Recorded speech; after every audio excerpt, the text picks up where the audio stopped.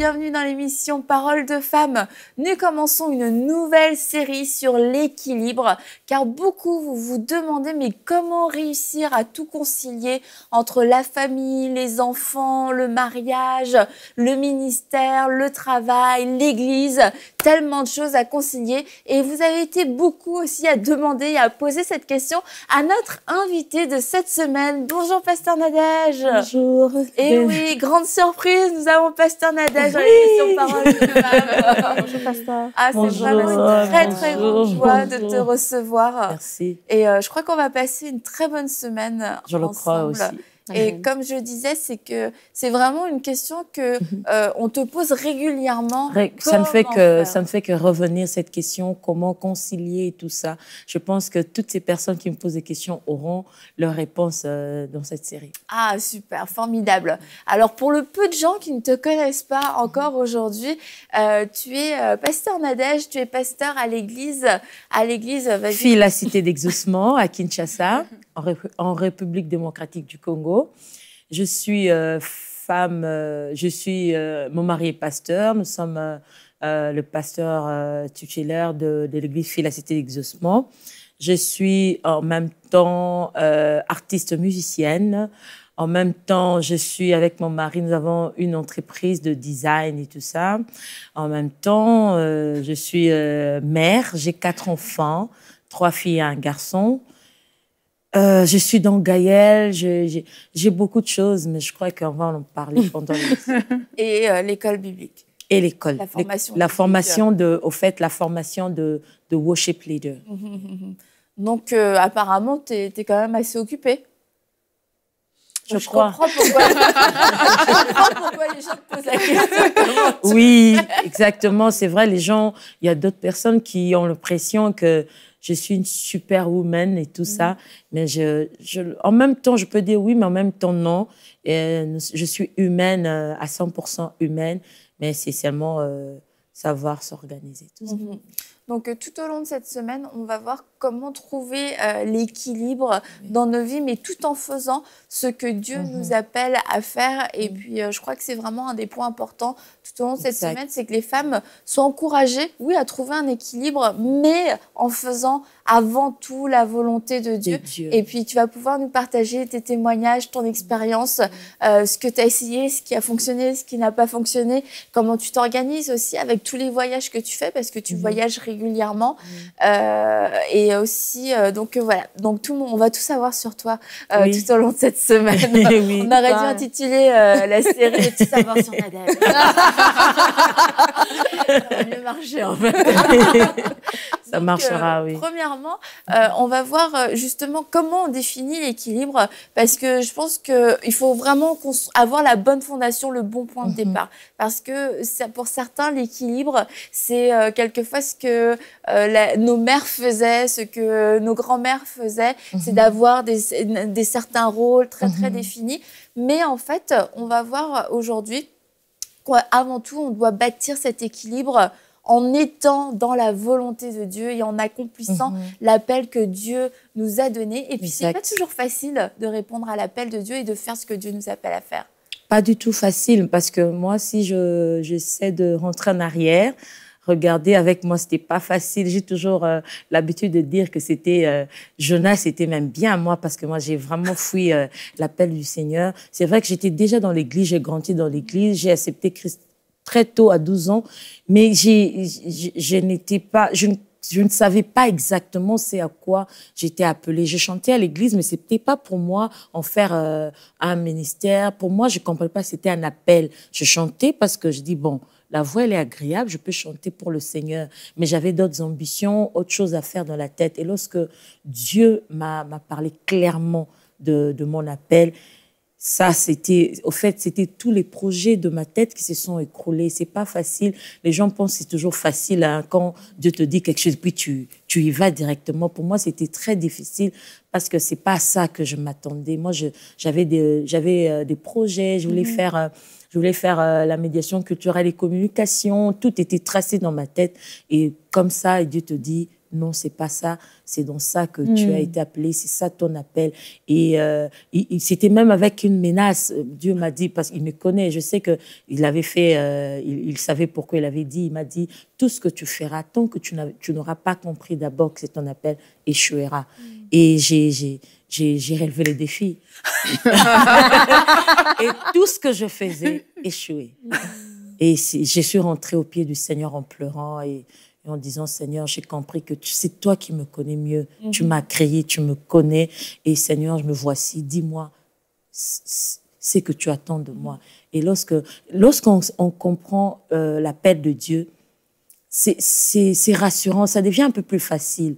Que ce soit les choix d'amis, que ce soit même le choix du mari, les études, tout devient clair parce que tu connais vers où tu vas, tu connais l'endroit, tu connais qui tu es. Maintenant, tu ne sauras plus prendre des décisions à la légère. Tu sauras que telle chose, si je me mélange avec cela, ça va me tuer. On ne mélange pas l'eau avec le feu. Donc, ça t'aide. Au fait, comprendre l'appel de Dieu t'aidera à faire des choix de la vie.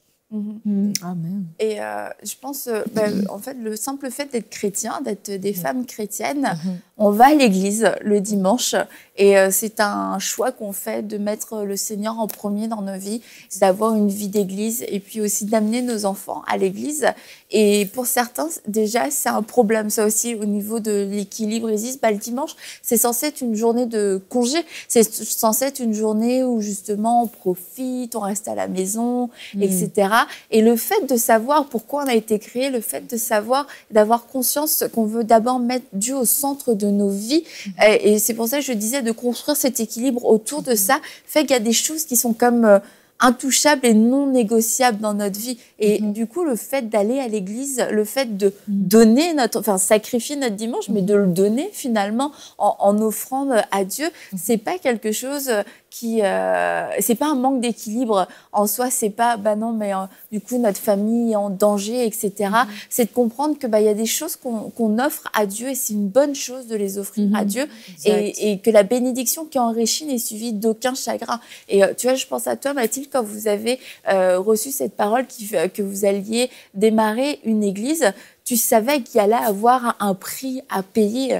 Peut-être pas tout dans le détail, mais tu savais qu'il y a certaines choses il allait avoir une nouvelle façon de vivre, mais tu t'es pas dit, là, notre famille, elle laisse tomber, elle va exploser dans un an, on n'aura plus de week-end, etc. Le pastorat, ça demande trop de temps. Donc voilà, non, tu as dû réussir à trouver un équilibre tout en faisant la volonté de Dieu. Oui, absolument. Mais c'est certain que pour nous, dans notre famille, il y a toujours eu, Dieu était toujours le centre. Donc, c'est certain que le dimanche, ça a toujours été non négociable, dans le sens, c'est une journée consacrée en famille, on va à l'église, cette journée appartient à Dieu. Et c'est certain que quand on est dans le pastorat, par contre, cette journée n'est plus une journée de repos, c'est un jour de travail. Le jour de repos, c'est peut-être plus le samedi, c'est une autre journée.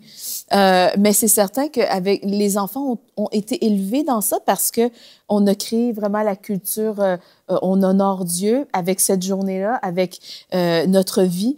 Et c'est certain que oui, il y a des sacrifices à faire quand, là, il y a une différence entre être juste un chrétien vraiment engagé qui va à l'église et il y a le chrétien qui est dans le ministère et qui est responsable d'une église, qui sert. Bon, c'est certain que pour nous, à ce moment-là, les samedis soirs n'existent plus, dans le sens qu'on n'accepte pas d'invitation les samedis soirs parce que mon mari... On prépare le culte du demain. Exactement, on se prépare spirituellement. Moi, je me couche tôt parce que je me lève très tôt le dimanche matin. Donc, notre vie tourne autour de ça. Et oui, c'est de trouver un équilibre avec les enfants. Mais nos enfants nous suivent là-dedans parce qu'elles comprennent. Et quand on explique à un très jeune âge... Déjà, oui. que, pour nos enfants, c'est inconcevable, en fait, de ne pas passer la journée du dimanche à l'église et de ne pas consacrer notre vie pour servir Dieu. Pour elles, ça fait partie de leur vie. Donc, nous avons créé cette culture chez nous et voilà, c'est quelque chose de normal. Et c'est comme ça qu'on a trouvé notre équilibre dans le sens que on fait tout ça ensemble. Nous sommes en famille, en général.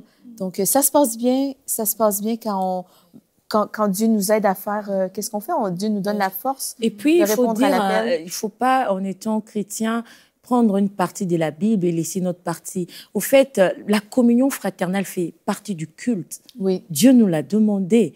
Et vous savez, partager sa foi en communauté, elle est très importante. Vous savez, moi, personnellement, j'ai conseillé des fois, je peux être vraiment down spirituellement. Tu sens pas vraiment la force de prier ces jours. Vous savez, des fois, nous prions parce il faut faire vraiment des efforts. Tu sens que tu n'as envie de rien. Mais quand tu vas au culte, ensemble, tu vois ton frère à côté en train de prier, tu vois ta sœur à côté en train de louer le Seigneur, ça te donne une force. Tu ressens et tu repars de là avec une force pour ton culte personnel. Et la communion fraternelle, elle est très importante. C'est pas une option. Ça fait partie de notre culte. Nous sommes obligés d'être en communauté pour prier. C'est très important. Parce qu'il y a eu tellement en fait d'excès, je pense, par rapport au manque d'équilibre. Qu'aujourd'hui, la recherche de l'équilibre, notamment chez la femme chrétienne, peut devenir très intellectuelle et très humain. Et finalement, on n'agit pas par amour pour Dieu. On ne dit pas « je construis ma vie autour de Dieu ». C'est comme comment on l'a construit avec un peu un sentiment de peur. Peur de ne pas être assez présente pour ses enfants, peur de ne pas être une bonne épouse, peur de ne pas réussir à tout concilier. Puis on enlève beaucoup de choses. Et dans ces choses qu'on enlève, malheureusement, on peut passer à côté de l'essentiel parce qu'on enlève Dieu pour se créer une vie qui a l'air un peu confortable, une vie rangée et ordonnée, parce qu'on associe cet équilibre à un ordre, mais à un ordre qui est totalement humain. Et en fait, lorsqu'on laisse Dieu toucher et instaurer un certain équilibre, ça peut sembler peut-être pas équilibré aux yeux de certains, mais si on a une vie ordonnée sans Dieu, c'est une vie qui est totalement désordonnée finalement. Oui, en fait, trop souvent, et c'est vraiment malheureux, trop souvent c'est Dieu qu'on choisit d'exclure. C'est peut-être le temps de prière qu'on avait programmé pour notre journée qu'on va choisir d'exclure parce qu'il y a une autre chose qui vient nous solliciter. Et parfois, c'est toujours Dieu qu'on choisit de mettre de côté. Et en faisant ça sans le savoir, on est vraiment en train de tordre, on est en train de perdre vraiment l'ordre divin.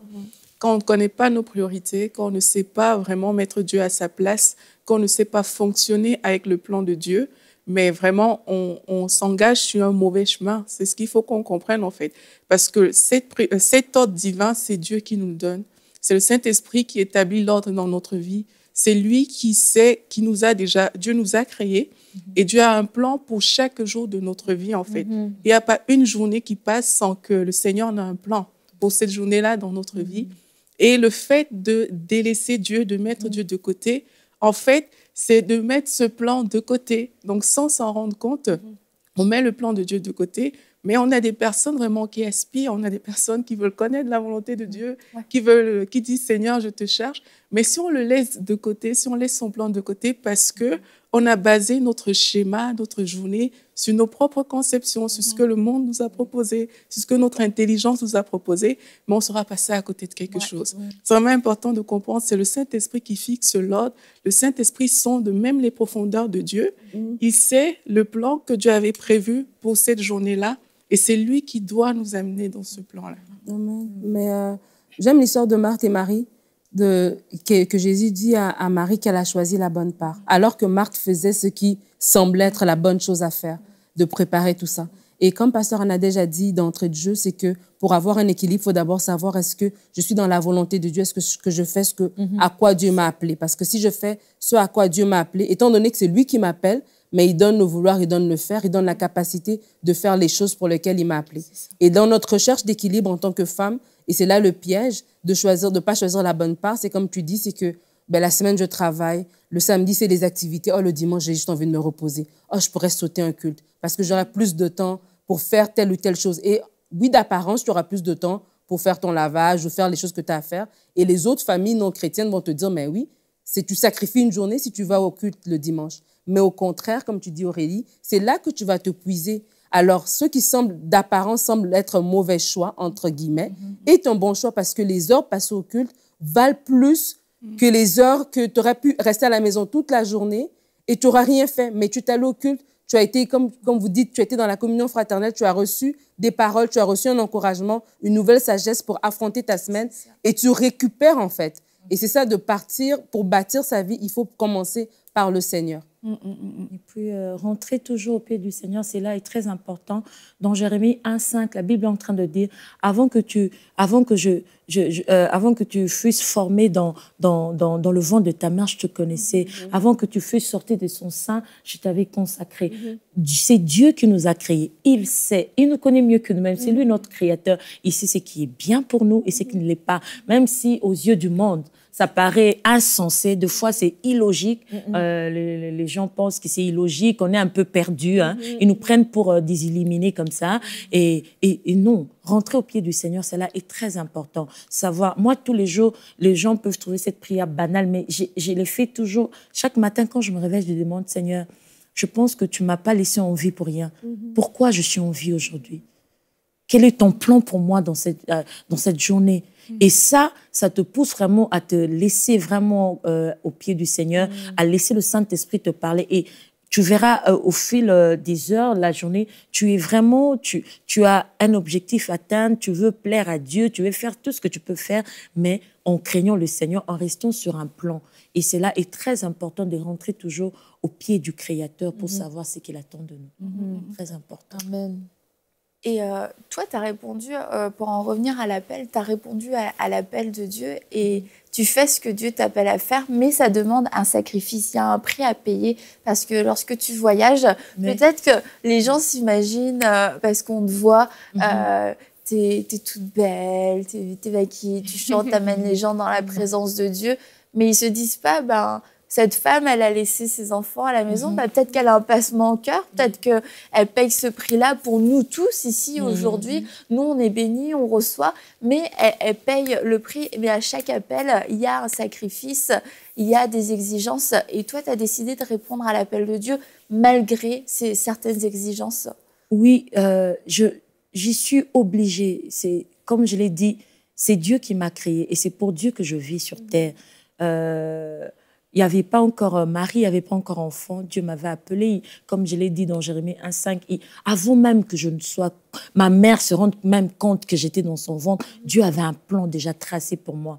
Et quand je répondais à cet appel, il faut toujours savoir qu'il y a des sacrifices, il y a le prix à payer pour chaque appel. On ne peut pas tous payer le même prix, mais chacun dans son coin, dans son appel, en répondant présent dans son appel, aura toujours des sacrifices à faire, aura toujours il y aura toujours des exigences que demande un appel, au fait. Et j'ai répondu à cela. C'est vrai, les gens me voient en train de chanter, ils ne voient pas ce qu'il y a derrière aussi, le sacrifice. Des fois, je suis dans un autre pays, il m'arrive de craquer. Il m'arrive de pleurer d'un coup comme ça, qui n'annonçait rien, et comme ça, directement, tu pleures. Seulement, tu as pensé aux enfants et ça fait mal. C'est pas pour autant que je n'irai plus répondre à mon appel parce que ça me ferait mal. Oui, ça me fera mal, mais je dois répondre à mon appel. Et quand je suis présente sur place avec mes enfants, j'essaie d'être au maximum présente dans leur vie. Et quand je dois partir, je dois partir. C'est pour Dieu que j'ai été créée. Et ça, c'est quelque chose que toute femme doit comprendre aussi. Parce que souvent, les femmes sont culpabilisées. Je ne peux pas encore faire ceci pour le Seigneur. Il y a les enfants. J'ai des enfants au bas âge et tout ça. J'aimerais dire que c'est pour Dieu d'abord que vous avez été créée. Pas pour les enfants, c'est pour le Seigneur. Dieu vous a créé d'abord, vous, pour un but, pour un objectif, pour une mission. Et c'est pas négliger les enfants, j'ai pas dit négliger les enfants, négliger son mari, mais comprendre que c'est lui qui est d'abord plus important, c'est d'abord le Seigneur. Et tout vient après.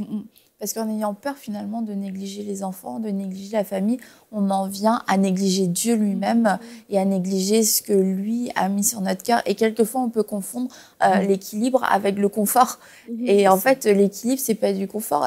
Du tout. Jésus a dit de le suivre, de porter notre croix, que celui qui voudra gagner sa vie la perdra, mais que par contre, celui qui voudra vivre donnera sa vie. Et c'est vrai qu'on est appelé à semer notre vie, à donner notre vie et à renoncer à du confort. Et en fait, je pense que c'est là, quelquefois, la confusion.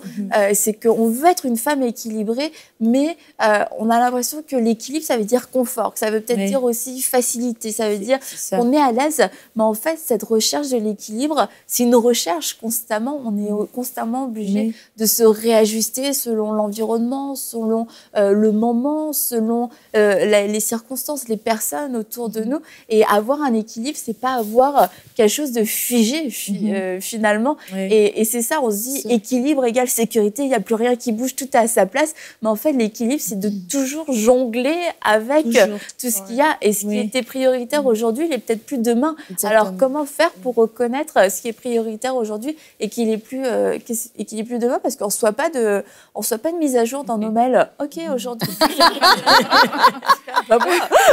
Mais c'est vrai, il y a aussi un problème. Il y a des personnes qui acceptent l'appel, mais ils pensent que tout sera facile, tout tombera du ciel. Non. Toujours dans Jérémie 1, 9, la Bible est en train de dire, tes feront la guerre, mais ne te vaincront pas, je serai avec toi. Mais il sera avec moi pour me délivrer, mais il y aura la guerre. La guerre est là. Ça ne veut pas dire parce que tu réponds à l'appel de Dieu que tout devient facile. J'ai des moments où je pleure, je craque, je me demande aussi, Seigneur, c'est dur. J'ai des moments où je pleure, il y a la pression de la vie, il y a la pression de toutes ces choses. Il y a ta fille comme ça qui te dit, ma maman, tu vas rater encore tel événement à l'école cette année parce que tu ne seras pas là. Et ça, ça fait mal. Tu es là, tu dis, Seigneur, j'ai fait mal à mon enfant. Et c'est très dur, toutes ces histoires. C'est pas parce que tu réponds à l'appel des dieux que tout devient facile. C'est difficile. Tous les jours, nous sommes là en s'appuyant sur le Saint-Esprit qui nous aide à équilibrer, comme tu dis. C'est pas figé. Tous les jours, tu essayes de jongler, de savoir aujourd'hui tel maintenant est la priorité et l'autre devient en dessous. Et chaque jour, on est là pour chercher l'équilibre. Si c'était figé, ça sert à rien, quoi, en fait. Mais tous les jours, avec l'aide du Saint-Esprit, on essaie de savoir quelle est la priorité dans cette saison ou pas. C'est comme ça que exactement. C'est comme vous dites, Pasteur Nadège, je pense que l'équilibre se trouve avec le discernement. Oui. Et le discernement de la saison, de la journée. Des fois, c'est au jour le jour. Des fois, c'est à la saison. Des fois, c'est à la semaine. Et puis, quand on a des enfants, ils grandissent, ils passent par différentes saisons. Les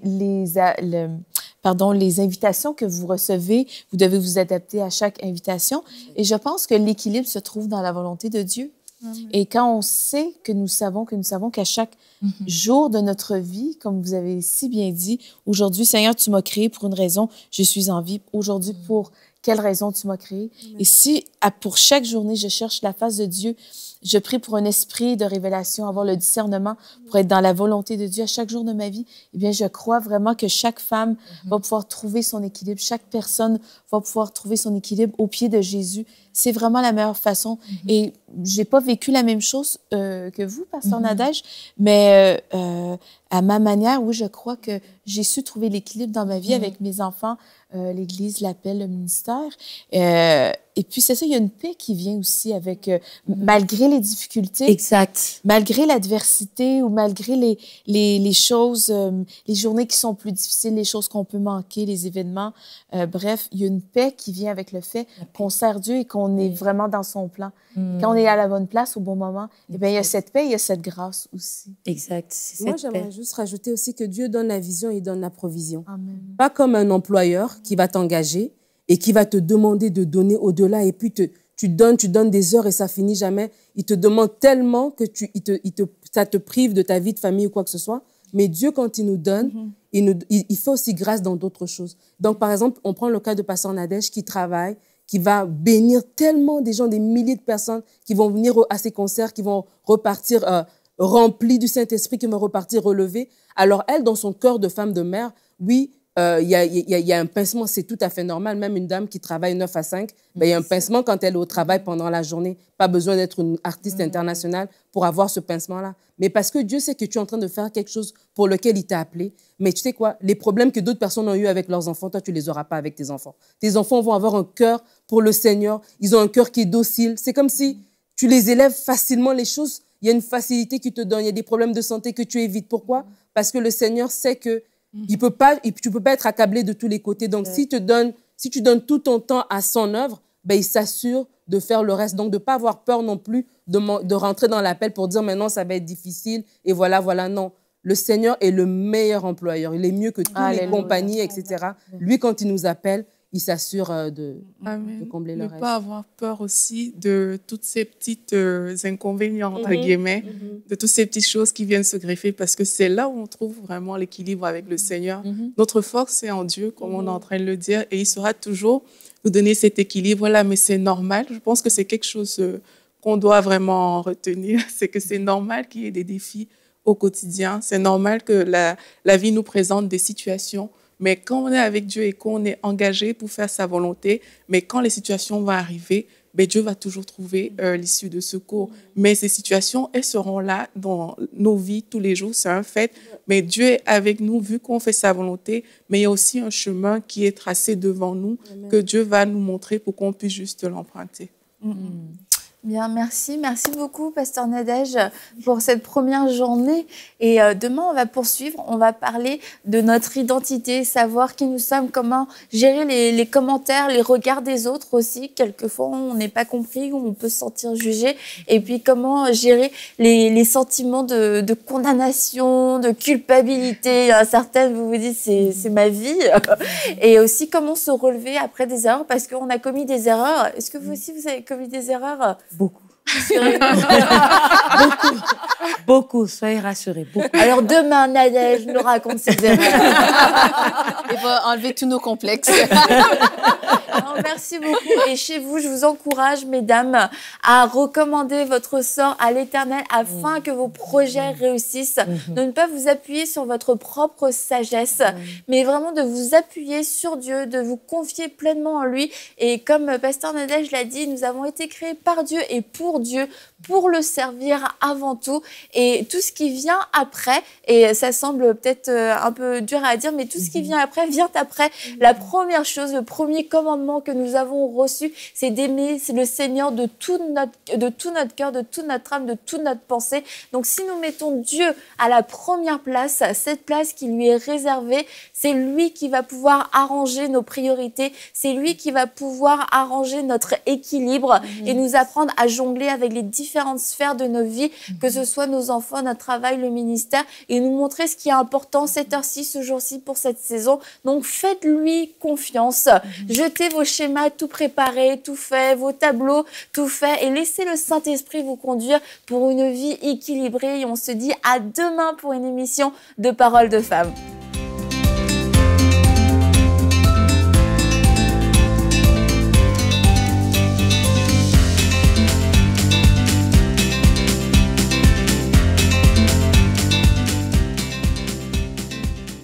Et la bonne nouvelle, c'est qu'on a l'opportunité d'élargir la diffusion en Afrique et en France à travers les bouquets Canal+, la Freebox et le satellite Eutelsat. Cela nous permettra de toucher des millions de nouveaux téléspectateurs. Et pour que cela soit possible, nous avons besoin de 1500 visionnaires qui s'engagent à donner 1 000 € ou plus. Ensemble, nous allons relever ce défi. Vous pouvez faire votre don sur emcitv.com en une seule fois ou en plusieurs mensualités. Dès maintenant, donnons pour amener EMCI TV à une nouvelle dimension.